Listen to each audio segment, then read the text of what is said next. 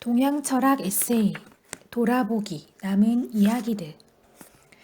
서독이 동독을 흡수 통합했다는 뉴스로 온 나라가 떠들썩하던 무렵 동독에서 나온 철학 교과서를 보다가 언뜻 한 구절에 눈길이 갔습니다. 포유동물 태내에서 인간 수정란 양육. 포유동물이라니 소, 말, 개, 돼지, 고래 같은 것 아닌가? 그렇다면 소나 말의 뱃속에서 사람의 자식이 자라고 소나 말이 사람을 낳는다는 말인가? 그 책은 이러한 일이 유전 공학의 발달로 가능해지기는 했지만 도덕적으로 거부해야 한다고 덧붙이고 있었습니다. 그런 일을 가능하게 만든 과학은 무엇이고 그런 일을 거부하는 도덕은 또 무엇인가? 아이 낳는 일이 공장에서 물건 찍어내는 일인가? 하긴 그렇게 되면 많은 여성들이 분만의 고통에서 벗어날 수도 있겠고 임신으로 사회활동이 중단되지 않을 수도 있겠구나. 생각은 꼬리를 물고 일어났습니다. 대리 임신으로 아이를 빼앗기는 짐승들은 무슨 생각을 할까? 짐승들은 아이를 낳게 될까? 아니면 해부를 해서 꺼내게 될까?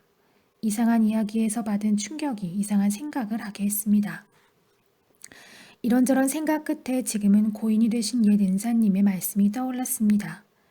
그때는 유신 정권이 물불 가리지 않던 시기였고 지붕 개량 다 끝내고 한국적인 것을 찾느라 고심하던 시기였습니다. 동양 철학자들 가운데 어떤 이들은 전통적 덕목 가운데서 새삼스럽게 충효 사상을 뽑아내 정권을 떠받드는 역할을 열심히 해냈습니다. 현실과는 아무런 관련도 없는 낡은 것들로만 보이던 동양 철학이 현실을 위해 무엇을 할 수 있는지를 잘 보여준 일이었다고나 할까요?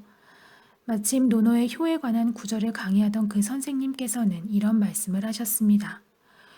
요즘 아이들은 우유를 먹고 자란다. 우유는 소젖 아닌가? 소젖 먹고 자란 아이와 사람젖 먹고 자란 아이는 다르지 않겠는가? 아마도 충효 사상을 내세우면서 불효자들이 가득 찬 세상 탓만 할 게 아니라 먼저 아이들을 사랑으로 키웠는지 반성해야 한다는 뜻이었던 것 같습니다. 하지만 그때는 우유를 먹는다고 사람이 달라질 것이라는 생각은 들지 않았습니다. 인간의 도덕은 문화의 산물이며 사회의 상부구조인 문화나 도덕은 우유를 먹느냐, 모유를 먹느냐에 달려있는 것이 아니라 사회적 생산 관계나 물질적 토대에 달려있다는 생각에서였습니다. 그러나 지금은 생각이 많이 달라졌습니다. 우유를 먹이느냐, 모유를 먹이느냐의 문제가 바로 사회적 토대와 관련이 있는 것이며 나아가 가치관이나 생활 양식까지를 반영하고 있다는 것을 뒤늦게 깨달았기 때문입니다. 몇 달 전 신문에는 영국의 한 의학팀이 돼지의 유전자를 조작해서 그 뱃속에 사람의 간이나 심장을 달고 살게 하는데 성공하였다는 보도가 실렸습니다. 그 기사를 보면서 언제든 뱃속에 있는 인간의 장기를 다시 사람들에게 내주어야만 하는 그 돼지가 사람들의 식사를 위해서 제 몸을 내주는 돼지보다 더 불쌍하다는 생각이 들었습니다. 강의 시간에 이런 문제를 가지고 토론을 했을 때 학생들은 윤리라는 명목으로 과학 연구를 제한할 것이 아니라 과학이 발견한 지식과 능력을 바르게 사용하도록 통제하면 될 뿐이라는 의견을 많이 냈습니다. 라는 학생들에게 묘한 배신감을 느꼈습니다. 되살아나는 춘추 전국 시대. 과학의 발달은 인간에게 끝없는 가능성을 보여주었지만 다른 한편으로는 그 과학을 어떻게 사용하는 것이 옳으냐 하는 문제를 가져왔습니다. 어떤 사람들은 인간의 능력이 한계에 이르렀다고 하면서 과학이 마침내 사람을 다 죽이고 말 것이라고 경고합니다. 그래서 자원 고갈이나 환경 문제, 과학의 윤리성 문제 등을 제기합니다. 또 다른 사람들은 과학이 더 발달하면 모든 문제는 해결된다고 주장합니다. 이런 와중에서 이제까지 과학이 싸워서 이겨냈다고 생각했던 과거의 적들이 곳곳에서 들고 일어났습니다. 신비주의, 종교, 도덕이 그것들입니다. 얼마 전에는 미국에서 낙태 반대 운동을 하는 사람이 산부인과 의사를 총으로 쏜 사건이 일어났습니다. 생명을 보호하기 위해 사람을 죽이는 일까지 벌어지고 있는 것입니다. 오늘의 세계는 고대의 한 나라만큼이나 좁아졌습니다. 그 속에서 모든 나라들이 자기 나라, 자기 민족의 이익을 위해 치열하게 싸웁니다. 조금 더 커진 달팽이 뿔 위의 전쟁으로 발전한 셈입니다. 물론 이런 싸움의 주도권은 사회주의권이 몰락한 뒤로는 엄청난 과학기술을 가진 서양, 특히 미국이 쥐고 있습니다. 15세기 무렵까지는 동양의 과학이 서양보다 앞서 있었습니다. 그러던 것이 동양의 과학을 받아들여간 서양이 18세기 무렵까지 동양을 뒤쫓아오더니 18세기를 넘어서면서부터 어느새 동양을 앞지르고 말았습니다. 동양은 그동안 무엇을 했을까? 20세기 후반에 들어서면서 이상한 바람이 불기 시작했습니다. 그 바람은 복고풍이었으며 동양 철학 바람이었습니다. 그런데 어이없게도 때 아닌 동양 바람은 동양이 아닌 서양에서 불어오고 있습니다.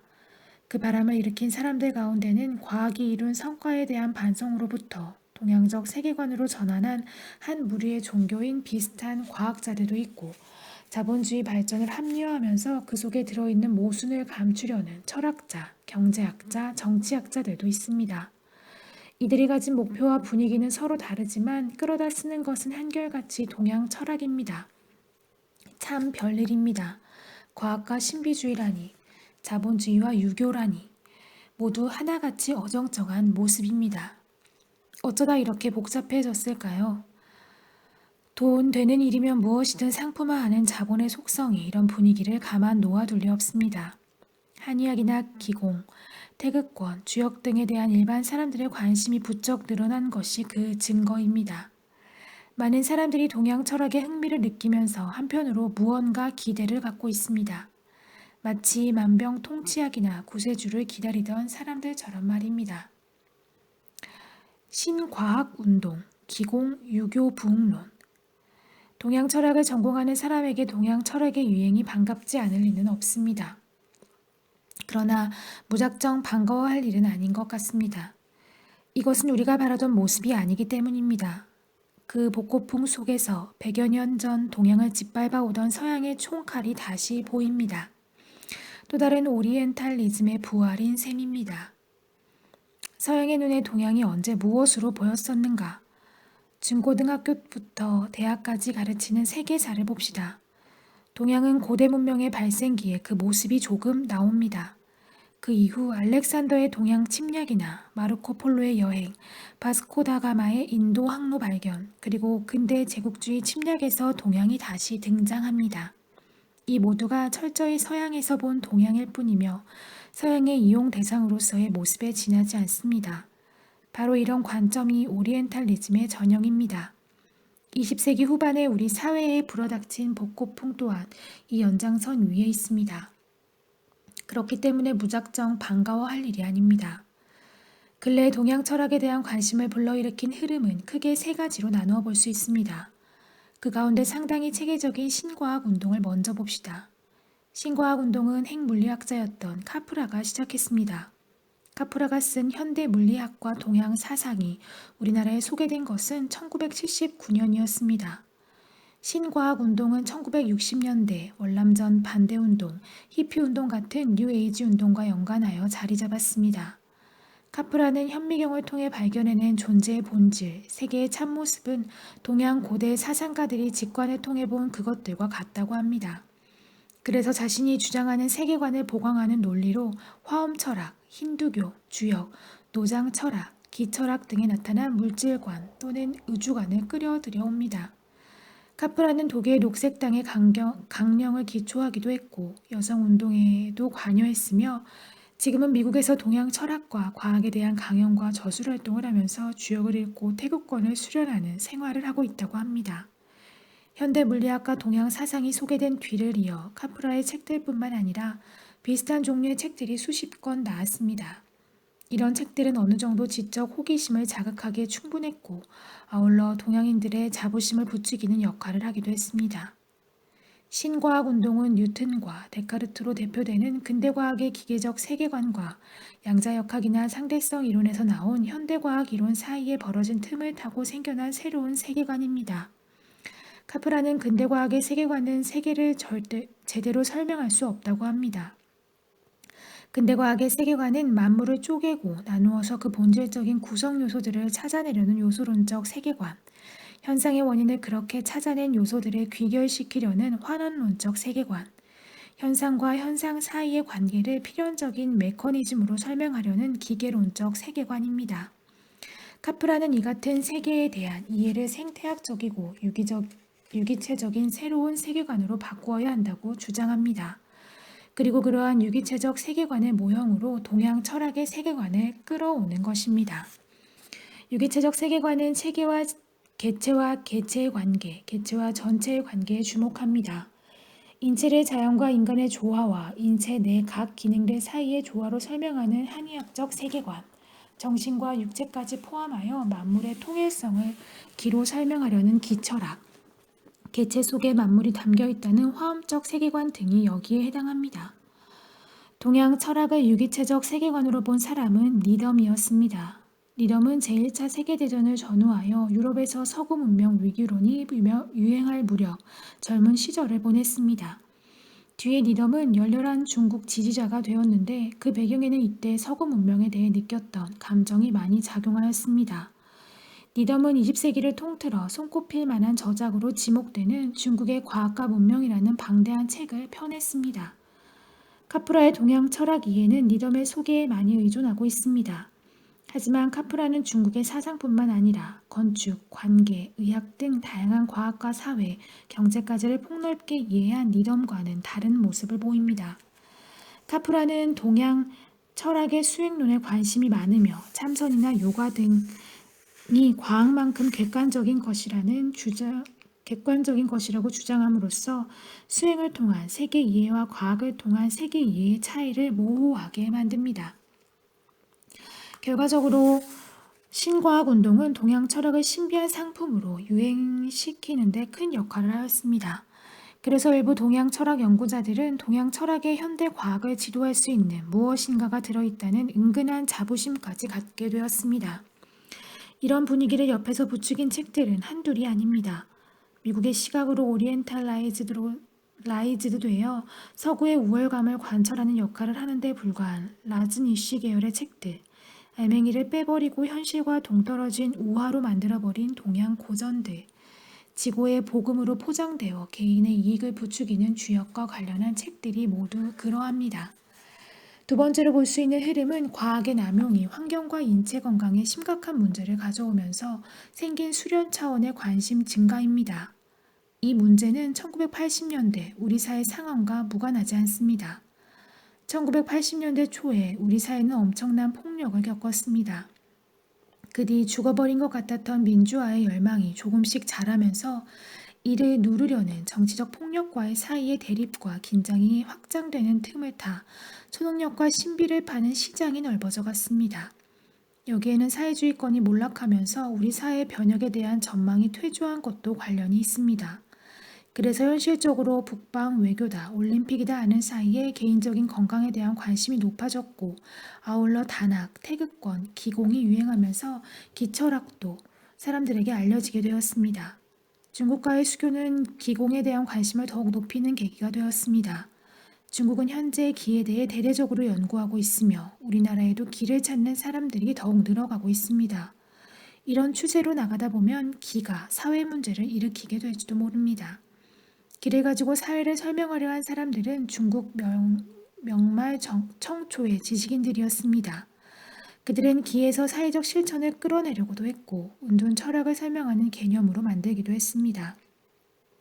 우리나라 조선시대의 유학자들도 명상과 정신 통일을 자기 성찰의 방법으로 삼았던 것으로 보이며 궁극적으로는 경건한 생활을 실천하는 토대로 삼았습니다. 그러나 그들의 수련 목적은 기의 단련이 아니라 도덕적 자각이었습니다. 유학자들은 대부분 기를 물리적이고 기계적인 것으로 이해했습니다. 그래서 의학이나 단학에서 말하는 수명을 연장한다거나 신통한 능력을 얻는다는 주장을 이치에 맞지 않는 이야기라고 비판하였고 신체가 떠오른다거나 신통한 능력이 생겼다는 것은 물리의 본래에 있는 이치의 표현이며 결국 정해진 한계가 있다고 보았습니다. 이것은 유학자들이 도덕적 가치를 중시하면서 얻은 합리성이었다고 할 수 있습니다. 아무튼 기공이나 기철학에 대한 사람들의 관심도 동양 철학의 대중화에 큰 영향을 주었습니다. 기공 수련이 건강이나 신체에 대한 이해와 직결되면서 한의학에 대한 관심도 높아졌습니다.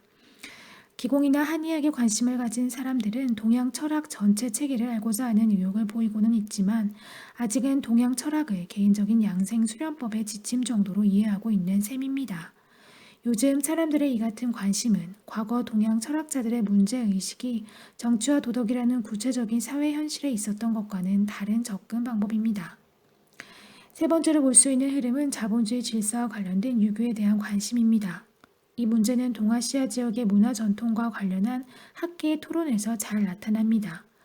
문제의 중심은 정치 경제적인 분야와도 관련이 있으며 새로운 사회주의 중국을 건설하기 위해 개혁, 개방 정책을 펴고 있는 중국의 학계에서 1980년대에 일어났던 문화열 논쟁이 이런 모습을 잘 담고 있습니다.